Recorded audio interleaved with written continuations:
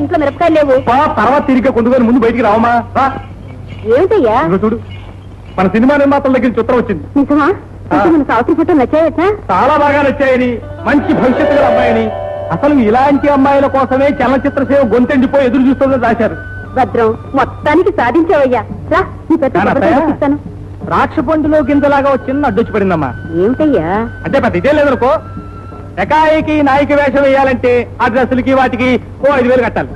పక్క వేషం అయితే 10,000 చాలు. అమ్మో, అంత డబ్బే?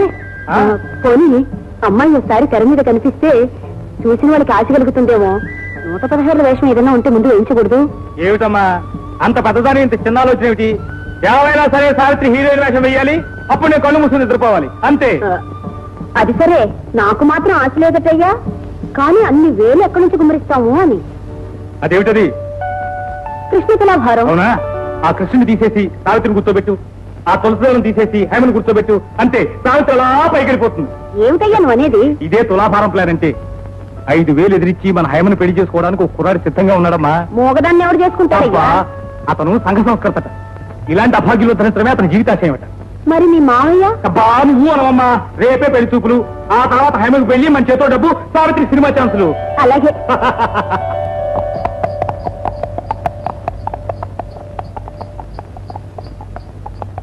బాబు ఇక్కడ ఆపా బాబు.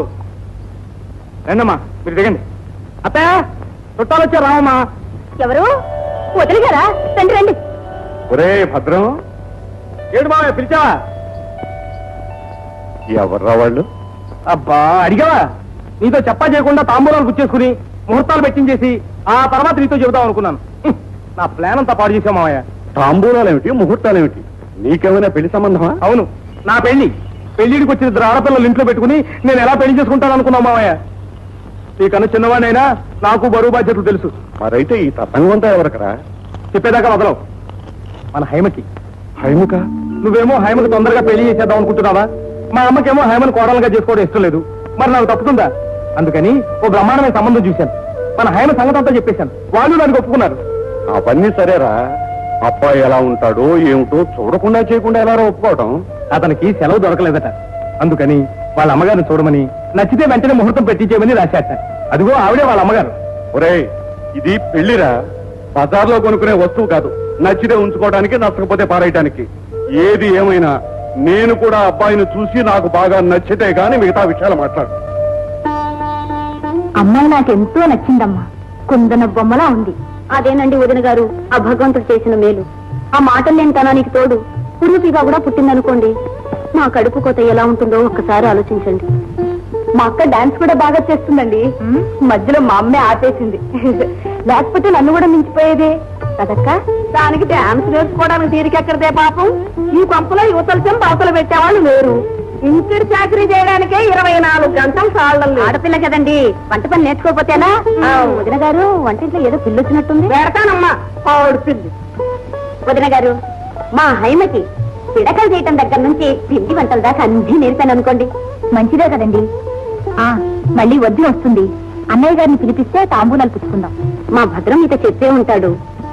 మా వారికి పక్షవాతం వల్ల కుడికాలు, కుడి చెయ్యి వసం తప్పిపోయాయి. అందుకని ఇచ్చుకోటాలు పుచ్చుకోటాలు ఎడం చేత్తో శుభం కాదని అన్ని నా కుడి చేత్తోనే చేయిస్తుంటారు. పైగా మీ అబ్బాయికి మీ మీద ఎంత గురో మా వారికి నా మీద అంతే. మా అమ్మాయి మీకు నచ్చింది, మీరు నాకు నచ్చారు. ఇక లాంఛనాలు పూర్తి చేసుకోండి.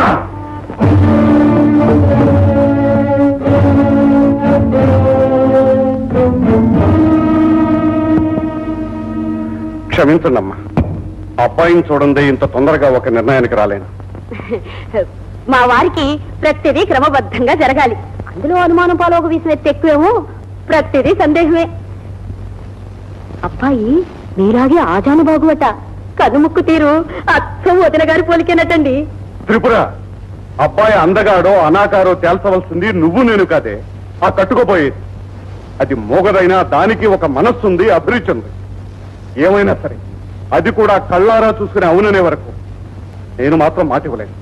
దానికే ఉంది అన్నగారు, అలాగే కానివ్వండి. అబ్బాయిని మీరు చూసిన తర్వాతే, మనసారా మీకు నచ్చిన తర్వాతే తాంబూలాలు పుచ్చుకుందాం. ఏం వదిన గారు? చూడండి అమ్మా, మీరు మరోలా అర్థం చేసుకోవద్దు. ఏదో గుండెల మీద నుంచి తన బరువు దించేసుకున్నాడు అని అది రేపు అనుకుంటే నాకు పోయే ముందు మనశ్శాంతి కూడా ఉండదని నా స్వార్థం.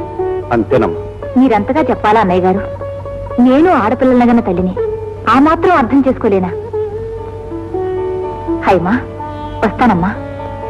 నా మనసు ఎందుకో గట్టిగా చెప్తుంది, నువ్వు నా కోడలవై మహాలక్ష్మిలా మా ఇంటికి వస్తావని.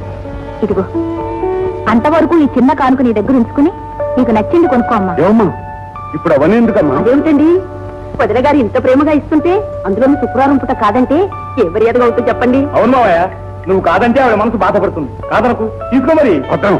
ఏమిట్రా అది? మీరేం భయపడకండి అన్నగారు.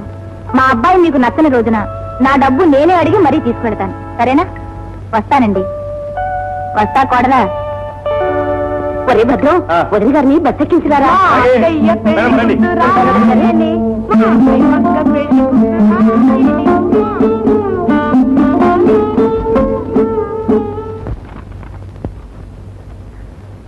త్రిపురా, నువ్వు ఇంటి ఖర్చుకని అప్పుడప్పుడు తీసుకుంది 246 రూపాయలు దాకా అయింది. ఆ 4 రూపాయలదే ఉందిలే, 250 రూపాయలు ఇచ్చేసి. 200 కర్మదినా, 500 తీసుకో, సంతోషంగా ఇస్తాను. కాకపోతే రేపు మా అమ్మాయి పెద్ద సినిమా యాక్టర్ అవుతే కొండంత డబ్బు లంకంత పేరుతో మీ భద్రానికి ఇవ్వాలనుకున్నాను. అదేం వద్దు, 200 చాలనుకుంటే నీ ఇష్టం. అయితే సినిమా యాక్టర్ అయితే అంత డబ్బు గడిస్తుందా ఏమి? ఎన్నకంటది వదినా, లక్షలు ఈ 2 చేతులు చాలు అనుకో లెక్కెట్టడానికి. అందుకేని నా కోడల ముఖాన జర్రెగొడ్డంత అదృష్ట లేకుంది. ఆ బాకీదే ఉందిలే, ఊరికే గుర్తు చేయడానికి చెప్పాను. 250 రూపాయలు గుర్తు పెట్టుకోమ్మ. అట్టాగే. సావిత్రమ్మ గారు, పూజారి గారు మీకేమన్నారు? సాంబాయి నీకే తెలుసా, మా అక్కయ్య పెళ్ళైపోయింది. ఏమిటమ్మా, పెద్దమ్మ గారు మళ్ళీ ఏమని తిట్టారా? కాదు, నిజం పెళ్ళే. వాళ్ళ అత్తగారు కూడా చూసుకున్నారు, బాగుందన్నారు. ఇక పెళ్ళే. మరి ముహూర్తం ఎప్పుడమ్మా? ఎప్పుడేమిట్రా, తక్కువ వచ్చినా కళ్యాణం వచ్చినా ఆగుతుందా? తొందరలోనే. మంచిదమ్మా, వస్తాను. అదేమిట్రా, వచ్చిన వాడు ఎలాగూ వచ్చావు, కాస్త పలహారం చేసుకో. ఇవాళ నాకు వారం కాదు కదమ్మా. ఓర్పిచ్చి సన్నాసి, హైమకి పెళ్ళంటే ఈ ఇంట్లో వాళ్ళందరికీ పండగలా ఉందిరా. నువ్వు కూడా కాస్త పలహారం చేసుకో. ఇదిగో హైమా, సాంబయ్య వచ్చాడు, 4 లడ్లు పట్టరా అమ్మా.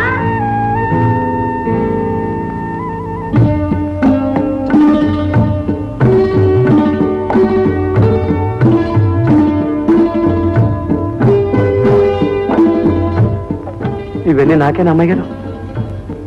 అవునండి, మీ పెళ్లిగా. అమ్మాయి గారు ఇప్పుడే మహాలక్ష్మిలా ఉన్నారు. రేపు ఆ పసుపట్టలతో పారాణి కాళ్ళతో కళ్యాణం బొట్టు పెట్టుకుని మంగళవాద్యాల మధ్య నడుస్తూ ఉంటే నా దృష్టి తగులుతుందేమో అమ్మాయి గారు. అది సరే, అబ్బాయి గారు చదువుకున్నవారేనా? ఆశ్చర్య బాగా ఉందా? అయినా అవన్నీ పెద్దయ్య గారు విచారించి ఉంటారు అనుకోండి. కానీ అమ్మాయి గారు, మీరు మాత్రం ఏమైనా అడిగి తెలుసుకోవాలనుకుంటే నాతో చెప్పేయండి, నిర్మోహమాటంగా అడిగేస్తాను.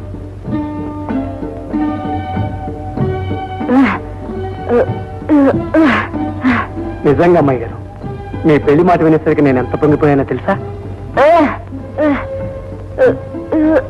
కాదమ్మాయి గారు, మళ్ళీ మీ చేతి వంట తినే అదృష్టం నాకు ఎలాంటి కలుగుతుందో అందుకని దాచుకుని ప్రసాదంలా దారి పొరుగున తింటూ వెళ్ళిపోతాను. అవునమ్మాయి గారు, నేను ఇవాళ పట్టం పెడుతున్నాను.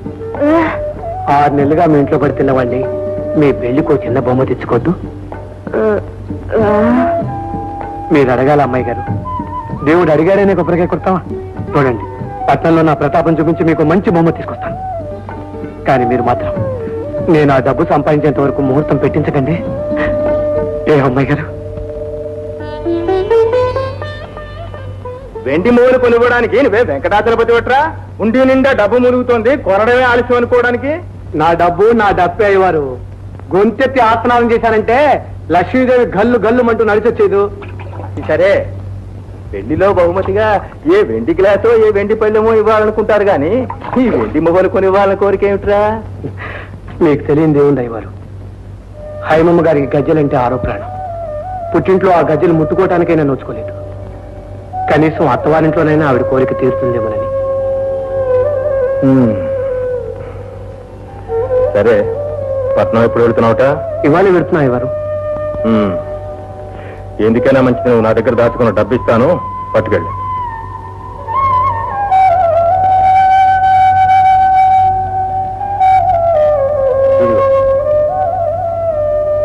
అదేమిటయ్యవారు, నేను దాచుకుని 20 కదా, 30 ఇచ్చారేమిటి? ఒరే సాంబా, నా దేవుడు మూగవాడే, నీ దేవత మూగదే. ఆ మూగదేవత కట్టే ముడుపులో నన్ను ఓ చేయవేయనీరా. అలాగే అయ్యవారు, నేను వెళ్ళొస్తాను. క్షేమంగా వెళ్ళిరా. జాగ్రత్త. చూడు, రాత్రింపగళ్ళు ఆ డబ్బు ధ్యాసలో పడి తిండి తిప్పలు మానేక వేల పట్టున 4 మెతుకులు నోట్లో వేసుకుంటూ ఉండు. అలాగే. ఆ తర్వాత ఆ చూర్ణం ఇచ్చాను చూడు, అది 2 పూట్ల ఇంత తేలిలో రంగరించుకొని. ఏమిటి వింటున్నావా? వింటున్నానండి. చెప్పింది వింటావు, చేసి ఆడవు. లేదయ్యవారు, తప్పకుండా చేస్తాను. ఆ దగ్గు నాకు అశ్రద్ధ చేయకూడదురా. అలాగే. మీరున్నాను అయ్యవారు, మీరున్నాను. తర్వాత 2 రోజులకు ఒకసారి ఎలా ఉన్నావో ఏమిటో. తప్పకుండా వేస్తానండి. రే జాగ్రత్త. అలాగే.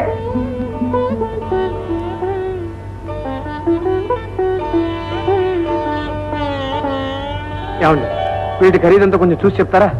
232 రూపాయలయ్యా. ఏమండి, ప్రస్తుతానికి అంత డబ్బు నా దగ్గర లేదు. పోనీ బజానాకి 30 రూపాయలు ఉంచుకోండి, మిగతా డబ్బు వారం రోజుల్లో ఇచ్చేస్తాను. అంతవరకు అవి జాగ్రత్తగా అలాగే ఉంచుతారా? చాలా బాగుంది రామచంద్ర. ఇక్కడ అలాంటి వ్యాపారాలు ఏమీ చెయ్యబడవు. రొక్కం సుప్పగా ఇవ్వటం, వస్తువులు భద్రంగా తీసుకువెళ్ళడం, అంతేగాని రామచంద్ర. అది కాదండి, ఇవి పెళ్లి కానుగ్గా మా అమ్మాయి గారికి ఇవ్వాలి. ఎన్ని చోట్ల వెతికినా ఇలాంటివి దొరకలేదు. అందుకనే ఇంత ఇదిగా ప్రాధాయపడుతున్నాను. దయచేసి ఒక్క వారం ఆగండి, తప్పకుండా కొంటాను. అలాగే లేవయా, వెళ్ళిరా. ఈ వారం రోజులు వీటిని బీరువాలో భద్రంగా దాచుంచుతా, సరేనా? అలాగే బాబు, మీ మేలు మర్చిపోలేను. వస్తా బాబు. పొద్దున్నే మంచి బలే బేరం దొరికింది రామచంద్ర.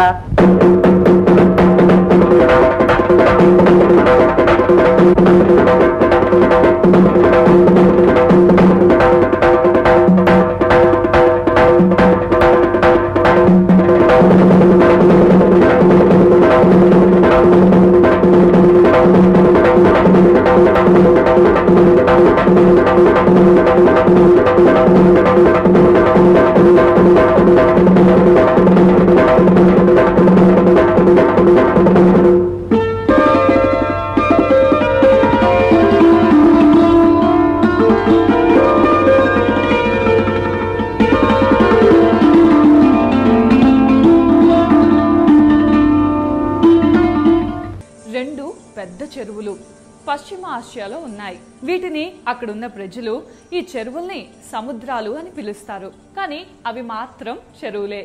ఈ 2 చెరువులు కూడా ఒకే నది నుండి వచ్చిన నీళ్లతో ఏర్పడ్డాయి. గోలాన్ హైట్స్ నుండి పుట్టిన జోర్దాన్ నది లెబనాన్లోని చెట్ల మొదళ్ల నుండి రకరకాల ఔషధాల తత్వాలను తీసుకొని స్వచ్ఛంగా ప్రవహిస్తూ ఉత్తర దిక్కున వెళ్లి ఒక సముద్రంగా ఏర్పడుతుంది. అలాగే దక్షిణం వైపుగా వెళ్లి